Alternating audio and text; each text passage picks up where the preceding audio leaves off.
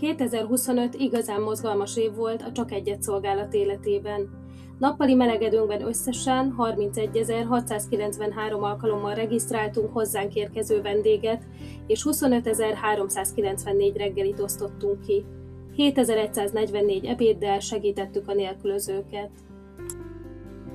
A nálunk elérhető tisztálkodási lehetőséggel 31.617 alkalommal éltek vendégeink, a mosógép pedig 104 programot futott hajléktalanok ruháit tisztítva.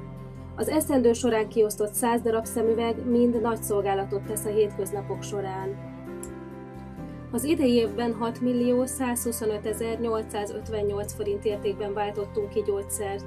Karolyfel néven futó személyre szabott támogatási programunk keretében a kedvezményezettek céljaira összesen 7.314.239 forintot fordítottunk. Egyéni esetkezelésre 500 alkalommal került sor.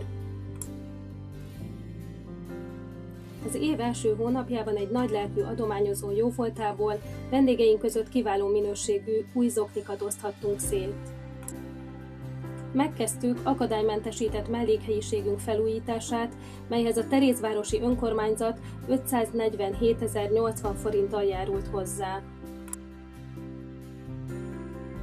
Kampányt indítottunk az adjukössze.hu felületén, melynek keretében 1 millió forintot gyűjtöttünk össze gyógyszertámogatásra.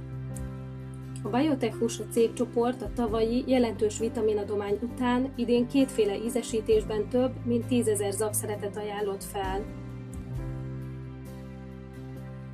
Komoly munkálatok zajlottak a Csak Egyet szolgálat férfi és női vizes blokkjának teljes felújítása kapcsán. A 10 millió forintos költség jelentős részét az Érme hálózat és egy vállalati partnerünk adományai fedezték. A kivitelezés során számos szakember és vállalkozás állt mellénk azáltal, hogy javarészt kedvezményes áron dolgoztak szolgálatunknak. Az intézményünk nevét hirdető, korábban megrongálódott utcafronti tábla helyére új felirat kerül. A mostani változat formailag letisztultabb módon hirdeti, hogy kik és milyen képviseletben tevékenykednek a piros pinceajtó mögött. Húsvét alkalmából egy visszatérő támogatónk idén is csokoládényuszikkal ajándékozta meg vendégeinket. Az ünnephez kapcsolódva örömmel vettük át a Pázmány Péter Katolikus Egyetem Jog- és Államtudományi Karának Caritas csoportja által nekünk juttatott tartós élelmiszereket. Különösen nagy öröm számunkra, hogy Csákányban a brazil Fazenda de Esperanza közösség által alapított Keresztelő Szent János Remény udvarában a Karolyfel program támogatottja Kelemen sikerrel zárta az egyéves programot. Munkatársaink közül többen is részt vettek a hálaadó szentmisén és az oklevél átadón. A Szent István könyvhéten bemutattuk új kiadványunkat, íme az Ember címmel. A kötet 39 vendégünk élettörténetét tárja az olvasó elé. Intézményünk lépcsősorának fokaira bibliai idézetek kerültek. A rövid igerészletek útravalóként szolgálnak távozó vendégeink számára. Szokásos havi szentmisénket júniusban különleges helyszínen tartottuk. Vendégeinkkel együtt a Mária Remetei Kisboldogasszony bazilikába zarándokoltunk. A teljes búcsú különleges lehetősége mellett az elhunyt egykori vendégekért való imádság is előtérbe került. Idén pünkösd hétfőn első alkalommal rendezték meg az Egyházmegyei Közösségek Napját Esztergomban, az Esztergom Budapesti Főegyházmegye szervezésében. A napsütéses, egésznapos esemény a lelki megújulás és az egyházi szolgálatok bemutatkozásának alkalma volt, ahol szolgálatunk is képviseltette magát. Idén július 13 és 18 között rendezte meg fenntartónk az Új Jeruzsálem Katolikus Közösség szokásos nyári táborát a Zicsi Vajta Konferencia Központban. A táborban 251 fő vett részt. Szolgálatunktól 2 munkatárs csatlakozott a testi-lelki felüdülést nyújtó héthez. Nyári honlapfejlesztésünknek köszönhetően immár saját felületünkön is indíthatunk gyűjtéseket. Szezonális kampányainkat így házon belül olcsóbban tudjuk meghirdetni. 2 új, állandó támogatási formát is megnyitottunk. A karbantartási alap a pincehelyiség állag megóvására, a működési alap a mindennapi költségekre gyűjt. Idén is megtartottuk iskolakezdési kampányunkat. 54 támogató 1.048.600 forinttal járult hozzá. Így 14 gyermeket támogattunk, fejenként 70 000 forint értékű Tesco utalvánnyal. A fennmaradó összeget pedig a Karolyfel program keretében használtuk fel. Az elmúlt évben személyi változások is történtek csapatunkban. Néhány kollégánktól búcsút vettünk, miközben új munkatársakat köszönthettünk. Mindez részben a nyári időszakra esett. A kuratóriumunk összetétele is módosult. Volt, akiktől búcsúztunk, ám több új taggal és egy felügyelőbiztossal bővült a testület. Előszoba elnevezésű támogatási programunkat az első őszi hónapban indítottuk el. A kezdeményezést azok számára hoztuk létre, akik a talpraállás kezdeti szakaszában járnak. Mentálhigiénés és szociális munkás kollégáink rendszeres konzultációkkal segítik a résztvevőket. A Nemzeti Adó és Vámhivatal szeptember 15-én értesített minket az adó 1%-os rendelkezésekről. Az adatok szerint 252 támogató összesen 2.865.541 forinttal támogatta a Csak Egyet Szolgálat Alapítványt.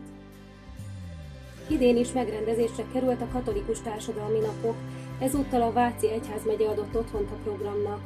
Örömmel képviseltük ebben az évben is a Csak Egyet Szolgálatot ezen a jeles eseményen.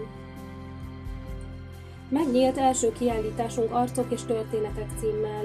Dér András fotóművész portrésorozata és a Fiókás stúdióhoz kapcsolódó amatőr alkotók festményei a hozzánk látogató vendégeket ábrázolják. A tárlathoz társuló nyilvános rendezvénysorozat első eleme a kiállítás megnyitó kerekasztal beszélgetése volt. Az Arcok és Történetek című kiállításunkhoz kapcsolódó események sora október első felében folytatódott. Ménessy Kristóf kommunikációs és forrásfejlesztési vezetőnk CSR és geológiai tematikájú előadást is tartott. A kiállítás zárása alkalmából pedig Dér András fotóművészt és Petus Mártát kértük fel exkluzív tárlatvezetés megtartására. A Flowsurf Hungary Services Kft. Idén is megrendezte hagyományos jótékonysági süteményvásárát, amelynek bevételét ezúttal szolgálatunk támogatására ajánlották fel. Az esemény során 108 000 forint gyűlt össze. A vendégeink számára minden évben komoly fenyegetést jelentő hideg idő beálltával különösen nagy segítség volt a Czuczor Gergely Bencés Gimnázium adománya. Közel 50 pléddel támogatták rajtunk keresztül a hajléktalanokat. Szakmai támogatását ajánlotta fel nappali melegedőnknek egy pszichiáter.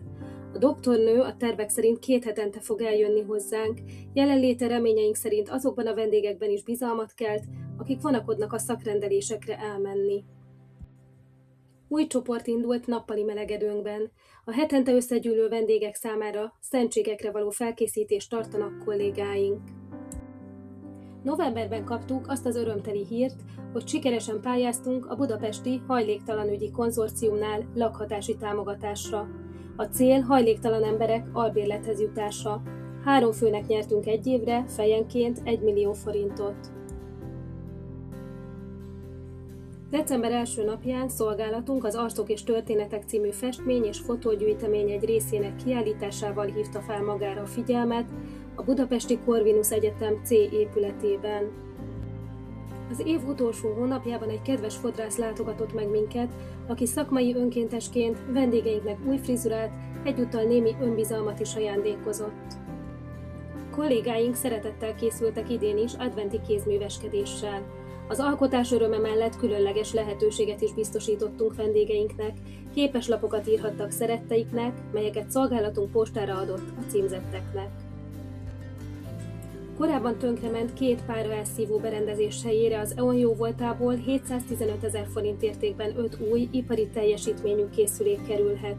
Mivel nappali melegedőnk egy régi pincében működik, a falak nedvessége időről időre komoly problémát okoz, így a levegő páratartalmának csökkentése kiemelten fontos intézményünkben. Advent első és harmadik vasárnapján hagyományainkhoz híven idén is megtarthattuk adománygyűjtésünket a Pasaréti és az Országúti Ferences templomokban. A gyűjtés nagyságrendileg 4,5 millió forintot eredményezett a Csak Egyet Szolgálat számára. Minden hónapban közös szentmisét tartottunk, ebben az évben is. Hálásak vagyunk a felénk szolgáló atyáknak. 2025-ben 11 alkalommal tartottunk szentségimádást Czalka Dénes diakónus közreműködésével. Köszönjük a szolgálatát! Idén 5 alkalommal érkezett tanúságtevő testvérszolgálatunkhoz. Köszönjük, hogy saját történetük példáját megosztva motiválták vendégeinket. Szolgálatunk életében a kezdetek óta hangsúlyos a fizikai segítségnyújtás mellett vendégeink lelki támogatása. Ennek jegyében elkötelezetten tartottuk egész évben ima alkalmainkat.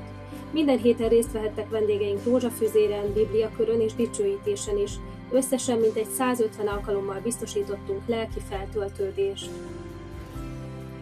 Az év lelki csúcspontjai közt szeretettel emlékezünk a húsvét ünnepkörre. Nagy hét első napján munkatársaink Krisztus példáját követve megmosták egymás lábát. A keddi ima órán Jézus jeruzsálemi bevonulásáról elmélkedtünk, a csütörtöki ima alkalom során pedig végigkísértük Urunk szenvedésének állomásait vendégeinkkel együtt.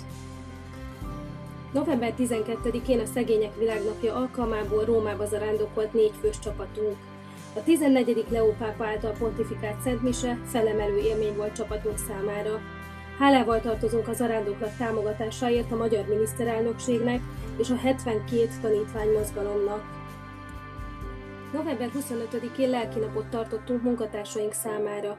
A közös időtöltés önmagában is erősíti a csapatszellemet, ám a kifejezetten hivatásunkhoz kapcsolódó lelki program tette igazán gyümölcsözővé ezt a kivételes napot. Vezetőnk Kunszabóné Pataki Anna számos nyilvános fórumon képviselte szolgálatunkat. Rádióműsorokban, televíziós interjúban és kiadványokban ismertette munkánk céljait, pódiumbeszélgetéseken pedig szociálpolitikai szempontból mutatta be tevékenységünket. Emellett előadásokat tartott iskolákban, plébániai táborokban, valamint szakmai rendezvényeken, hozzájárulva csak egy-egy szolgálat hírnevének és értékeinek szélesebb körű megismertetéséhez. Kommunikációs és forrásfejlesztési vezetőnk Ménesi Kristóf szintén aktívan képviselte szolgálatunkat az idei évben. Előadásokat tartott iskolai lelkinapokon, ifjúsági táborokban és egy nemzetközi keresztény fesztiválon is. Áprilisban szolgálatvezetőnkkel közösen mutatták be munkánkat és az önkéntes szolgálat értékét a Café Francesco meghívott vendégeiként. A 2025-ös évben számos alkalommal megtapasztalhattuk, hogy Krisztus jelen van szolgálatunk mindennapjaiban. Kívánjuk, hogy a karácsony ünnepnapjai során minden vendégünk, munkatársunk és támogatónk szívében megszülethessen a betlehemi kisded, a mindent átformáló szeretet. Áldott karácsonyt kívánunk!